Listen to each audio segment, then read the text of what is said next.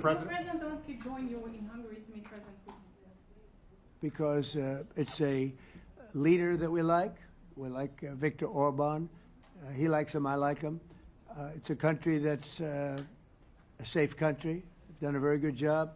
He's been a very good leader in the sense of running his country. He doesn't have a lot of the problems that other countries have. And so we've decided that we'll be going to be with Viktor Orban, and he will, I think he'll be a very good host. President Trump, President Trump, President Trump, right here. It's President Trump. Hungary, yeah. We're doing Hungary, yeah. With Putin, is it a trilateral meeting, or is it just you and Putin? To be determined, but I would say most likely it's going to be a double meeting. It'll be a double meeting, but we will have the President, Zelenskyy, in touch. There's a lot of bad blood with the two presidents, and I'm not speaking out of turn when I say it. It's a very difficult situation. You know, we just settled the war, and after thousands of years, I guess. People say anywhere from 500 to 3,000 years, and I was in rooms, as you saw, because you were with me, a lot of you were with me last week, with leaders that didn't like each other, but they were able to get along. These two leaders do not like each other, and we want to make it comfortable for everybody. So one way or the other, we'll be involved in threes, but it may be separated. President Trump, Mr. President, President Trump. Was he what? Where are you from? From Ukraine. He actually had a Okay, good. conversation with me. Good, yeah. What if President Putin doesn't agree to peace in Hungary? What do you do then? Do you have? Well, let's see what happens. I mean, you know, what if? I think he will. I think that President Putin wants to end the war, or I wouldn't be talking this way. I think he wants to end the war. I spoke to him yesterday for 2.5 hours. We went through a lot of details. He wants to get it ended. I think that President Zelenskyy wants to get it ended. Now we have to get it done. President Trump, Kara Castronova from Lindell TV. And although I love asking you questions, today my question is for President Zelenskyy of Ukraine. Go ahead, please. Thank you. Our President Zelenskyy, President Trump, just brokered a peace deal in the Middle East that all Americans, both sides of the aisle, are very proud of. But to meet that deal, both sides had to make concessions. Our president has stuck out his neck in many ways to make a peace deal for your war as well. What specific concessions are you willing to make to end this war with Russia? Will you give up joining NATO? Americans have foreign war fatigue, and our president, as he said, we need our Tomahawks too. To me? Yes, you, President Zelenskyy. Thank you very much. That's some question, right? So many questions in one. Thank you very much for your question. First of all, I think we need to sit and speak. The second point, we need ceasefire. Even now, you see in the Middle East, it's very difficult to hold ceasefire. Everywhere, in every war, it's very difficult. We want peace. Putin doesn't want. That's why we need pressure on him. We will speak with President today what we need. We understand what we need to push Putin to negotiation table. And as I said previously, so we are ready to speak in any kind of format, bilateral, trilateral, doesn't matter. Matter just peace. This is important.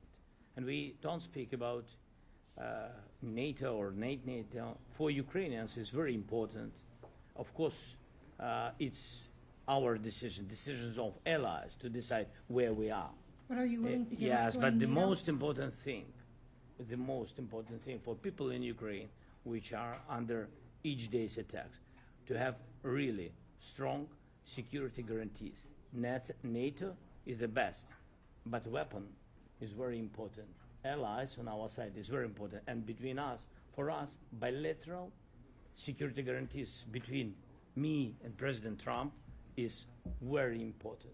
I don't know, we didn't speak with details about it, but this is the most important document because the United States is very strong.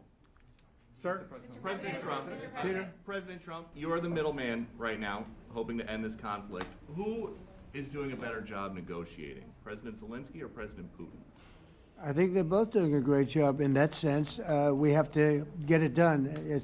We've got to take some of the hatred of each other. You know, they don't like each other. I say that in front of President Zelenskyy, but I say it in front of President Putin too. They have tremendous bad blood. It's really is what is holding up, I think, a settlement. I think we're going to get it done, and we have to make it long-lasting. As I said in the Middle East, everlasting, right? Everlasting.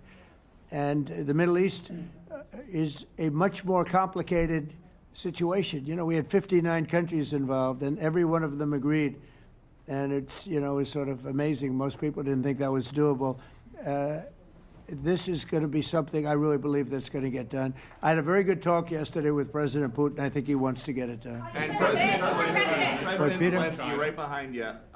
When we were in Israel with President Trump earlier in the week, we heard a lot about the difference in diplomacy between President Trump and President Joe Biden before him. What do you see as the biggest difference in diplomacy between President Trump and President Biden? President Trump has a big chance now to finish this war. President Biden now is not the president, so he doesn't have a chance to finish this war. And President Trump is really showed for the world that he can manage ceasefire in Middle East, and that's why I hope that he will do this, and we will also have such big success. For Ukraine, it's a big chance, and I hope that President Trump can manage it. I would say the biggest difference is one is extremely competent, and the other one is grossly incompetent. Mr. President. Sir, a few weeks ago in New York, when you two met, you said that you think Ukraine could ultimately take back all the territory that it's lost so far. Do you still think that's the case, or do you think there'll have to be some sort of You swap never of know. Look, territories? you know, war is very interesting. You never know, do you? You just never know. With war and peace, but you never know. Are you ready? Tomahawk missile. Please. Russia calls Tomahawk supply to Ukraine as an escalation, yet it continues using similar cruise missiles like Caliber and Yeah. even... Who are you nuclear- with? Who are you with? You Ukraine? Yeah. But Russia continue even using the cruise missiles and also nuclear-capable ballistic missiles in Ukraine since 2022. So do you consider providing Ukraine with the Tomahawk or similar missiles as an opportunity to equalize the possibilities of Ukraine and Russia and push Moscow to the negotiation Yeah. table? Sure. We're going to be talking about that. That's why we're here. Okay? Fair question. Exactly as he told you to say it. But we're going to be talking about it. Okay? Yeah, please. What is your message to India and Hungary, who is still refusing? You said India and Hungary? Hungary. That's India an interesting. and Hungary. India and refusing Hungary. to It's stop an interesting buying- combination. Refuse to stop buying Russian oil. Well, India is not going to be buying Russian oil anymore. And Hungary is sort of stuck because they have one pipeline that's been there for years and years and years, and they're inland. They don't have sea. They don't have sea. And I spoke with the very great leader of Hungary, and they are, you know, it's very hard for them to get oil. I understand it. Hungary's in a very interesting position because they can't have ports. You know, they're surrounded by land. So we'll see what happens there. But India will not be buying oil from Russia. And, they've already de-escalated, and they've more or less stopped. They're pulling back. They bought about 38% of the oil, and they won't be doing it anymore. Mr. President. Melania Trump has been helping you in achieving peace in Ukraine. Who has? First Lady Melania Trump Yeah. has been helping in returning abducted Ukrainian children from Russian captivity. President Zelenskyy, do you appreciate those efforts? How do you assess them? And did you ask her to step in and to help you? No, she wanted to do it. She just felt very strongly about the children, and she's done a really good job, I think, in bringing it to the fore. You know, we have a lot of children involved. Now, it's some people say it's 20,000, and some people say it's 300. There's a big difference between that, so nobody really knows. But she felt very strongly about the children. She thinks about the children all the time. President Trump, if you okay Tomahawks to Ukraine, what's going to happen if the United States is in a conflict and we need the Tomahawks? We Well, have enough. that's a problem. We need Tomahawks, and we need a lot of other things that we've been sending over the last 4 years to Ukraine. We've been, we gave them a lot. Now we have a different situation. We send it to the European Union. They pay for it and all that, and they have plenty of money. But it's beyond the money. We need Tomahawks, and we need a lot of other weapons that we're sending to Ukraine. One of the reasons we want to get this war over is exactly that. It's not easy for us to give. You're talking about massive numbers of very powerful weapons. So that's one of the things we'll be talking about. Hopefully they won't need it. Hopefully we'll be able to get the war over with without thinking about Tomahawks. I think we're fairly close to that. Yeah, go ahead. Can I say, yeah, please. Just you to understand. So for today, of course, we want to finish this war, but the war is another technological war. You don't use just Tomahawks. If you want to target a military goal, you need thousands of drones. It goes together with such missiles. Ukraine has such thousands of our production drones, but we don't have Tomahawks. That's why we need Tomahawks. But United States is a very strong production, and the United States has Tomahawks and other missiles, very strong missiles, but they can have our thousands of drones. That's why where we can work together, where we can strengthen American production. And so just so that I understand, so you're suggesting kind of a trade.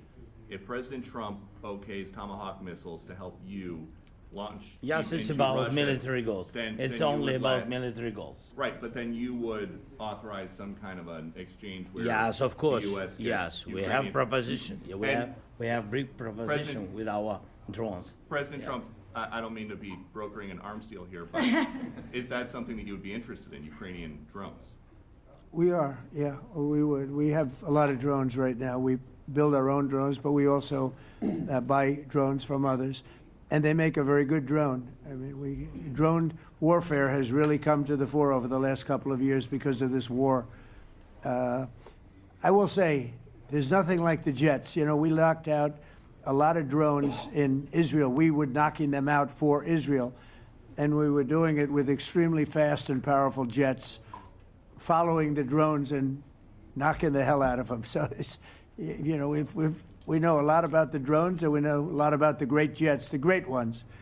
The ones, and the B-52s, which were totally they were stealth. They were undetectable. So we have a lot of different weapons. And, I have an obligation also, though, to make sure that we're completely stocked up as a country, because you never know what's going to happen. In war and peace, right? You never know what's going to happen.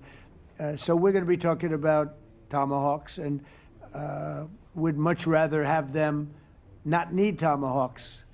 Would much rather have the war be over, to be honest, because, we're in it to get the war over. We're selling a lot of different types of weapon, as you know, to the European Union.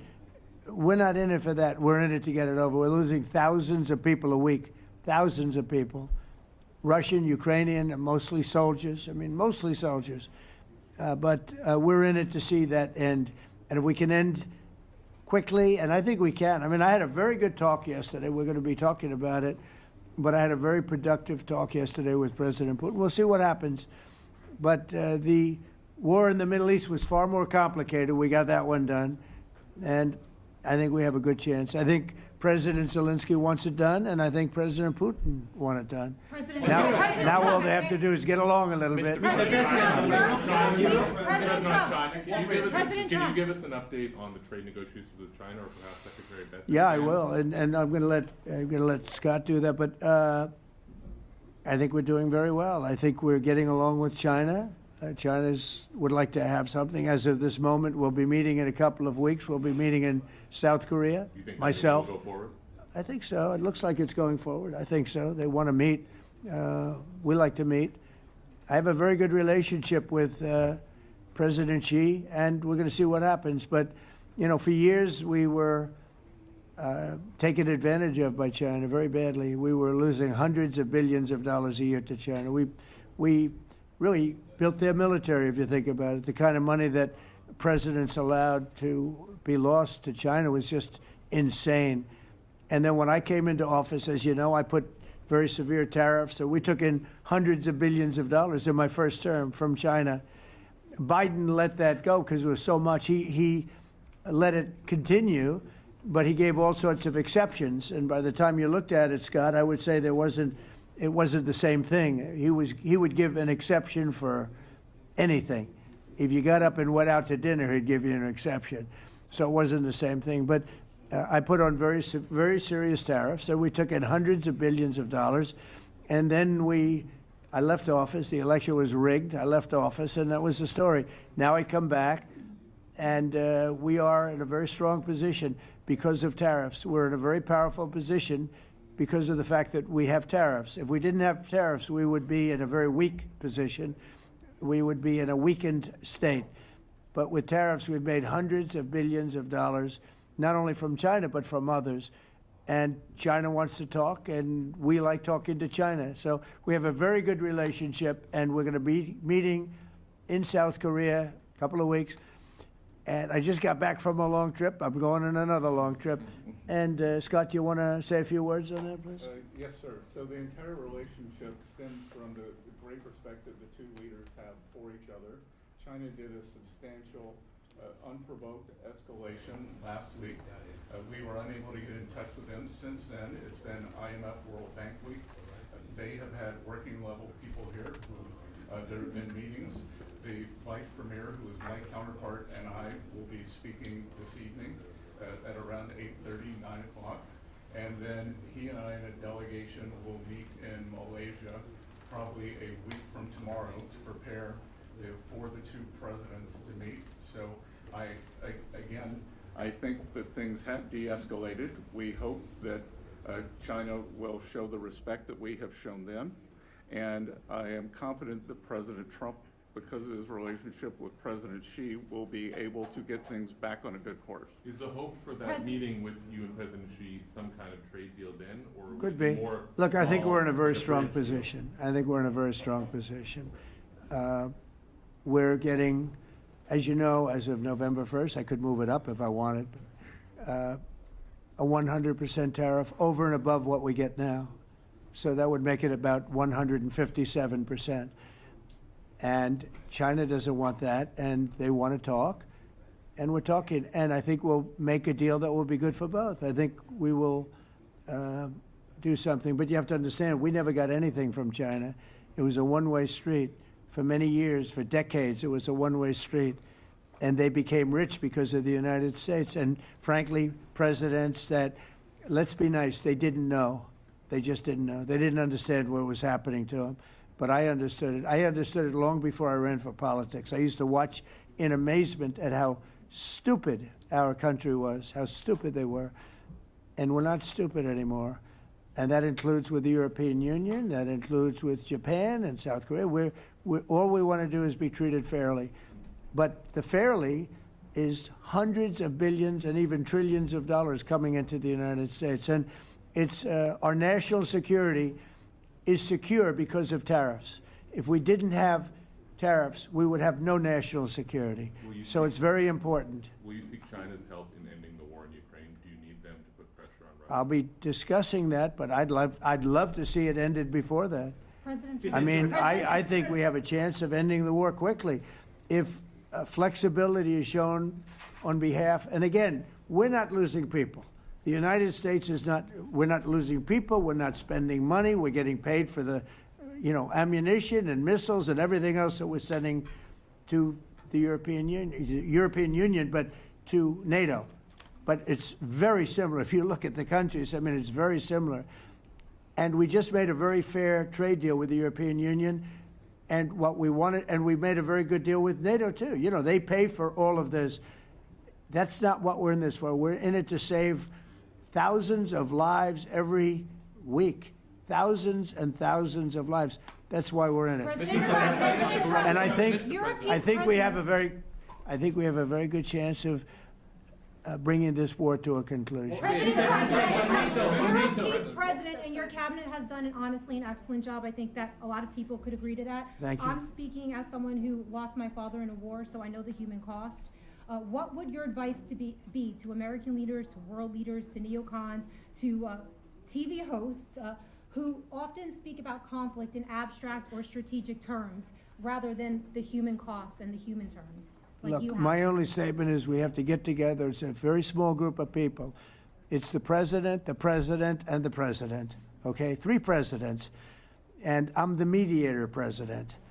And I'm mediating not an easy situation. It should be easy, but it's a lot easier when people understand each other, and when they get together, and when they like each other. We don't necessarily have that situation as far as like is concerned. Maybe it can turn around. Maybe it can. But in the meantime, we'll have them keep a little bit of distance, and we're going to see if we can get it done. This is number 9, okay? This will be number 9 for me. I've solved 8, including the Middle East. I've solved 8. This, I thought, would have been among the easiest. We solved, President Putin mentioned yesterday Armenia, you know, all of the different wars. He said it was amazing because but the big one that he was surprised that we were able to settle was the Middle East. He thought it was incredible. He was very generous in that sense. This should be something we're able to settle, and I think we will be able to settle. Yeah, Brian. Yes, sir.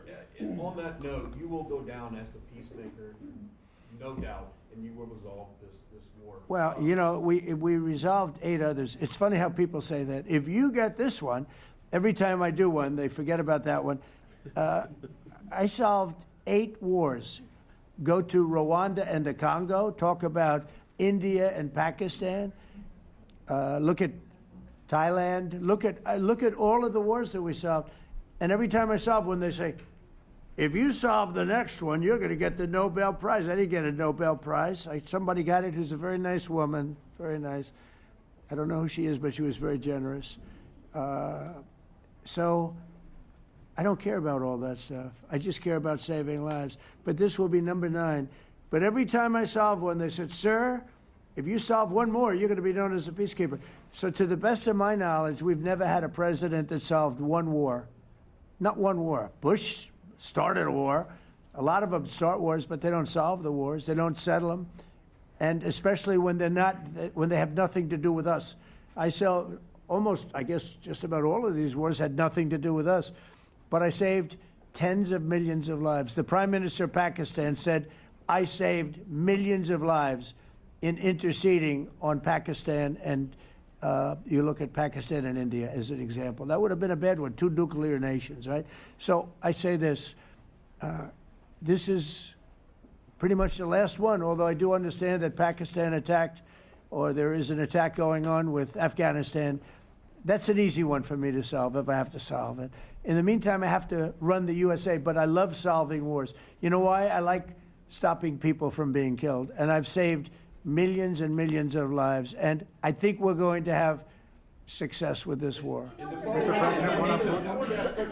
Wait, please. This, President Zelensky, this is your 3rd time over here. Oh. And by the way, you look excellent.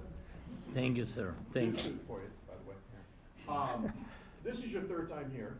How different sitting across from the president is this time versus the 2 previous times here at the White House, and how confident are you hearing the success rate of solving these prior wars that he can get this war solved? First of all, about suit. The same suit because the same president. It's very simple. The next president will have another suit. Yes, about our relations with President Trump, I think we have important dialogues, and I think we begin to understand each other.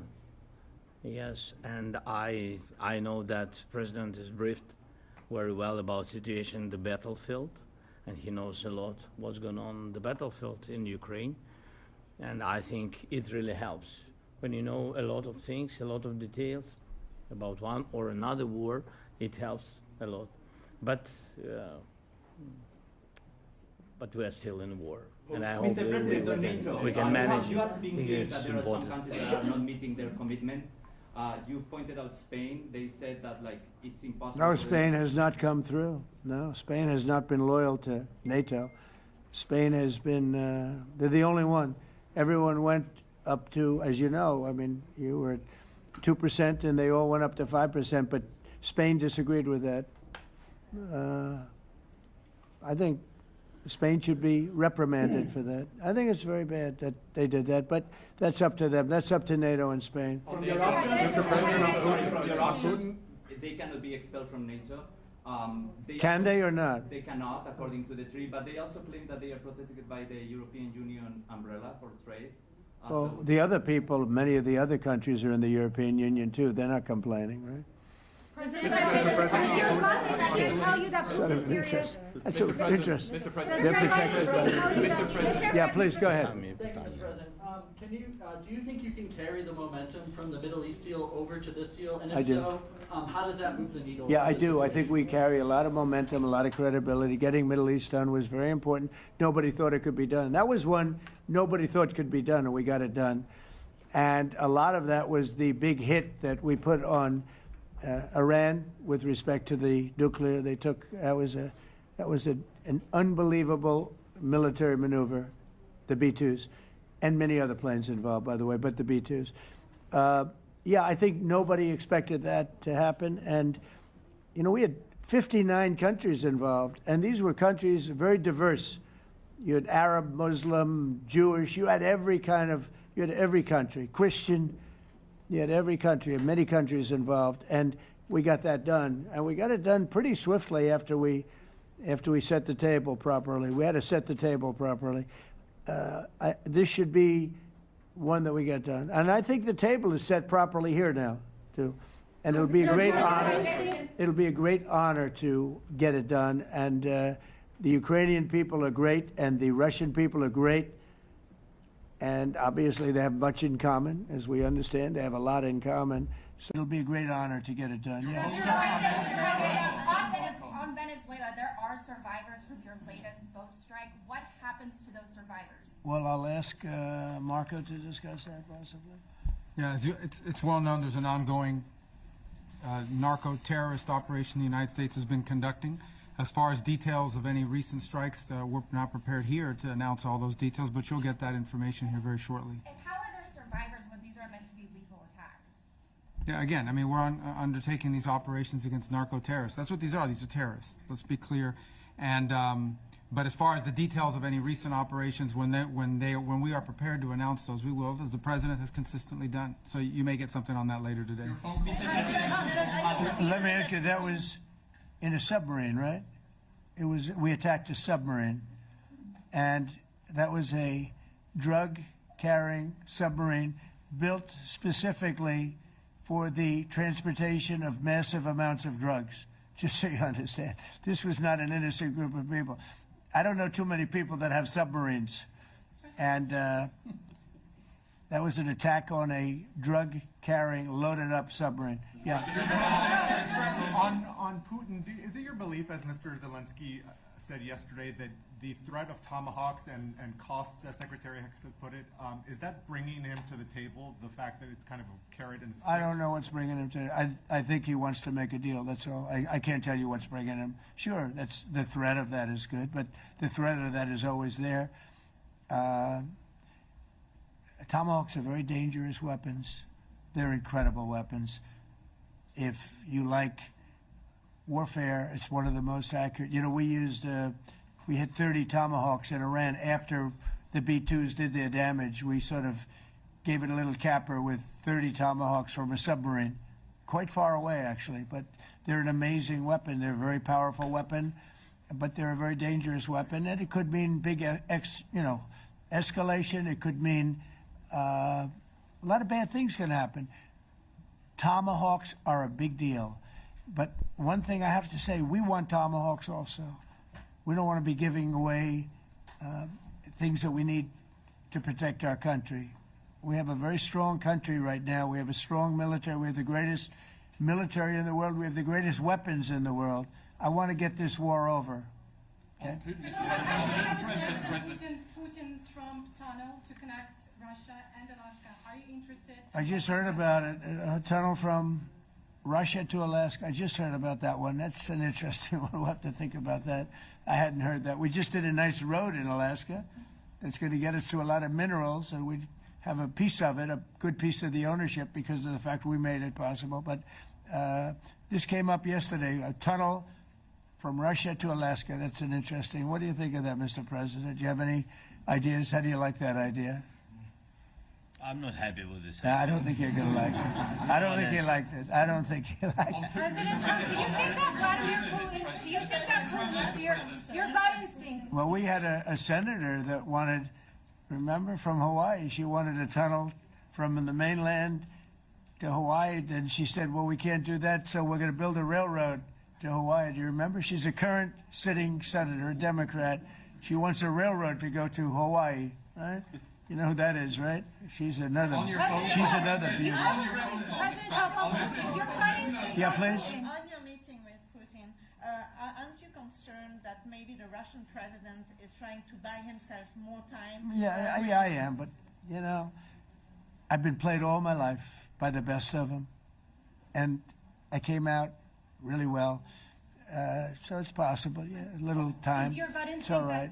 But I think that I'm pretty good at this stuff. I think that he wants to make a deal. I made 8 of them. I'm going to make a 9th. I think he wants to make a deal. Well, I think that he should have won the war in a week. Yeah, I do think. And if we didn't give the anti-tank missiles, as you know, the javelins they call them, they got stuck in the mud.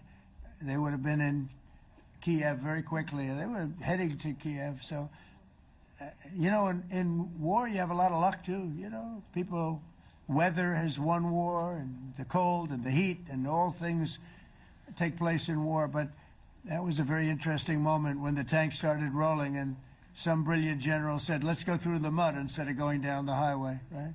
So they got a little bit lucky. But you know where they really got lucky? I gave javelins. That wasn't given by Barack Hussein Obama. He gave them sheets. You know, there's a statement. Obama gave them sheets, and I gave them the javelins. And the javelins are a devastating weapon. And that wasn't given by Obama. That was given by, because at the time it was Obama. That was given by me. So it was like one of those things. And you had hundreds of them. They're a devastating weapon. We have a lot of devastating weapons. I'd rather not use them. But that was a big moment. You know, when the tanks got stuck, they got stuck.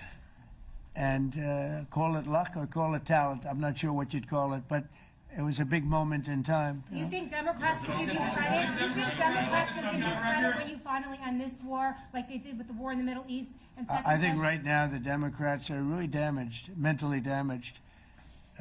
They want to take $1.5 trillion with a T, $1 trillion and give it to people that invaded our country. They came into our country illegally from prisons, from mental institutions, gang members. They want to give them health care and take it away from our citizens. We're not going to do that. $1.5 trillion. They want to destroy. They want to destroy our health care system. We're not going to let that happen. Have you authorized CIA operations in Venezuela as part of? Well, I wouldn't say that, but some interesting things are happening around the world. I'll say that. Mr. President, it has been reported that Maduro offered everything in his country, all the natural resources. He even recorded a message to you in English recently, offering mediation. What should we do in order to stop that? He has offered everything. He's offered everything. You're right. You know why? Because he doesn't want to fuck around with the United States. Thank you, everybody. Thank you, Thank you, Thank everybody. you, guys. Thanks, guys. Let's go. Start moving. Thank you, guys. Let's go. Thank you, guys. Thanks, guys. Thank you, press. Thank you, press. Thanks, President Trump. Thank you, Karen. Good job. Thank you, guys. Thank you, press. I don't know, Jonas, if you'd like.